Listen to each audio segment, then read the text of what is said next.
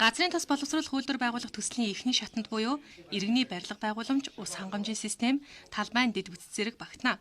Эдгээр бүтээн байгуулалтын ажлыг бүгд найрамдах нэгтгэх улсын JMC Projects India компани хариуцсан ажил нь барилга угсралтын чиглэлээр үйл ажиллагаа явуулдаг тус компани 40 орчим жилийн туршлагатай 50 гаруй төслийг амжилттай хэрэгжүүлж байжээ.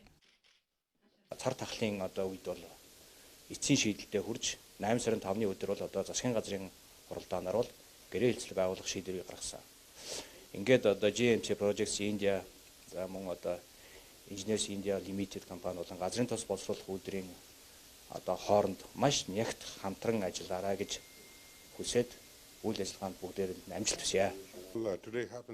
За энэ тхийн тусгаар тогтнолын эцэг гэгддэг хүний эрхийн төлөө тэмцэгч Махатма Ганди мэндэлсэн өдөр өнөөдөр тохиож байна.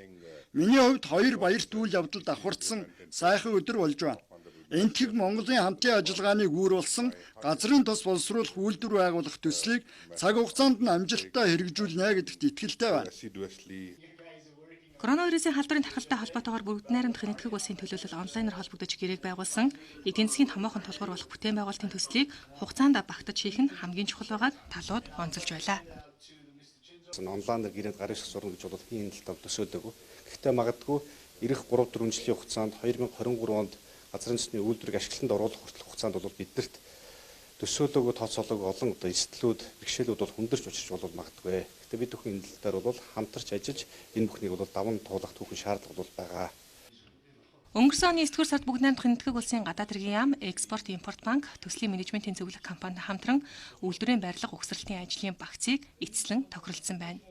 Үйлдвэрийн бүтээн байгуулалтын эхний гэрээг ингээд хийхэд бэлэн болоод байгаадаа баяртай байна. Дахиад ийм хугацааны дараа бид нэр үйлдвэрээ бариад байгуулсан байж юмсан.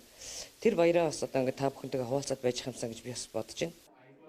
Дотоодын түүхийн эдийн нөөцөд түшиглэн газрын тос боловсруулах үйлдвэр байгуулж төлш шатхууны хэрэгцээг хангах, эдийн засагт нефт, химийн шин салбарыг бий болгох зорилттой газрын тос боловсруулах үйлдвэр 2024 онд ашиглалтанд орно. Жилдээ 1.5 сая тонн тос боловсруулах үйлдвэрийн талбайн дэд бүтцийн бэлтгэл ажил хийгдэх гэрээг өнөөдөр баталгаажуулсан юм а.